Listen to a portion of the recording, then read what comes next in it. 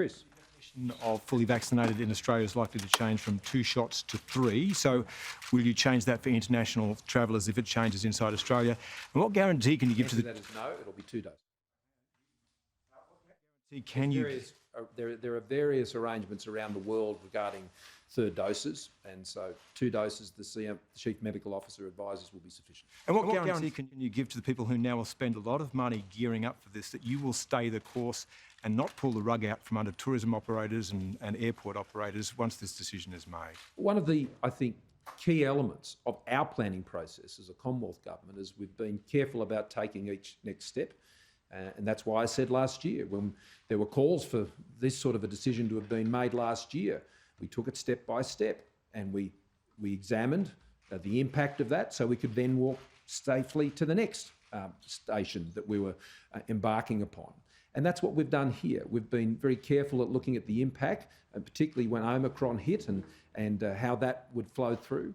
But the fact is, here in Australia, the variant is here in Australia, and for those who are coming in who are double vaccinated, they don't present any greater risk than those who are already here in Australia. So it's a sensible and I think a very important move for us to make as we sort of, as best as we possibly can this year, drive Australia back to a position of as much normality as we can achieve. So we've been careful, that's why.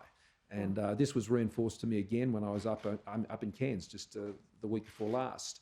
And they're obviously keen to see that happen. I mean, in Cairns in particular and in far north Queensland, that area of the country is more dependent on international tourists than any other part of the country. And so I know they'll welcome that, and it was under consideration at that time, but we just wanted to be sure, and Greg may want to comment on this, we just wanted to be sure that in taking that next step, we wouldn't be overloading the hospital system. And the Chief Medical Officer was able to give us good confidence about that, as in the larger states, we've already moved past that peak, and so that enables us to now take this step. Prime Minister, are you hoping this decision on international borders will put pressure on Mark McGowan to open his state border and take up on some of these tourism dollars that will be coming into the country? Well, I think that the two issues are unrelated. As I've said, we'll make the decision about the international border. What the decisions that the states take, they'll be consistent with the assessments that they're making, and that deals with their caps at their airports as well as their quarantine arrangements as they are in place.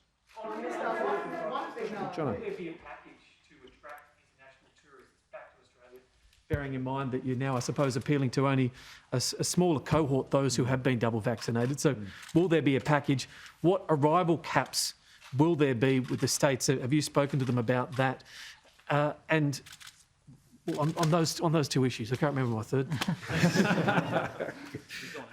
Well, look, on the first point, we've been talking to states. What was the health advice that you got? Well, I've already outlined it, and that is that we can now move safely to that next level, and where we are currently with the status of our hospital system, and we're seeing the number of cases in ICU and so on decline, that this is the safer time to be able to move to that next step, and the Chief Medical Officer fully supports that decision.